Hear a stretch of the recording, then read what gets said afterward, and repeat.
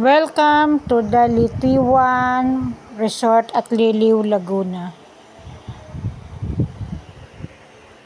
Diyan kami pupunta. Bali, yan ang opening niyan. Tapos sa ibaba yan. Nag-entrance na kami. Doon sa isang video pinakita ko. Tapos bababa ka dyan. Yan, pagbaba mo. Tapos yan parang swimming pool siya. Pero yung tubig din niya galing din siya sa batis. Lakad tayo kasi yung resort namin doon sa kabila, yung aming cottage doon sa kabila.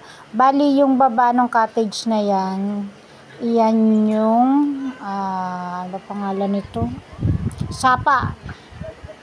Tapos yung tubig na yan, iyan din yung manggagaling doon. May falls kasi na isa.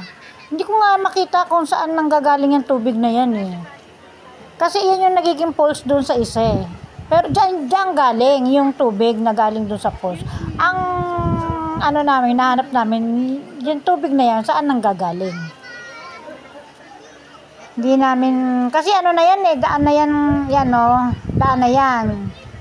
Papunta doon sa kabila. Eh wala naman kami nakitang falls para papasok dyan sa may parang swimming pool na yan. Medyo malayo-layo rin yung lakarin mo papunta doon sa ayan di ba? Ayan. Bali yung kabila niya, itong kaliwa, yan, swimming pool, yan, hindi namin alam saan galing. Tapos yung kanan, yan yung batis. Tapos yung batis na, yung pinaka-falls dun sa kabila, sa malakas, yan galing talaga yan sa batis. Tapos falls yan. Pero hindi kami dyan naligo, doon kami sa kabila naligo, kasi medyo mahina yung ng tubig dyan eh. Yung daloy. Pero pwedeng maligo din kasi mababaw din yan. Lakad kami yan. Kinunan ko lang siya ng Tapos ayun yung dinaanan namin. Yan. Hindi ko lang makita kung saan nanggagaling yung tubig doon sa pool na yan. Kasi yung tubig sa pool, iyon naman yung bumabagsak doon sa falls. Ayun siya yung batis na yan. Mahaba yan eh.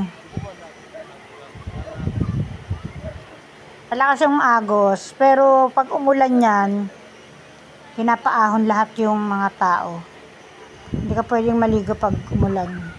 Kaya kung pupunta kayo dito at nakita nyo itong video ko, maganda talaga summer. Kasi ang lamig ng tubig, lalo na pag umulan. Grabe nung umulan, hindi na kami makalusong dyan sa pool na yan dahil napakalamig. Parang ang naliligo sa yelo. Manginginig ka talaga sa yelo.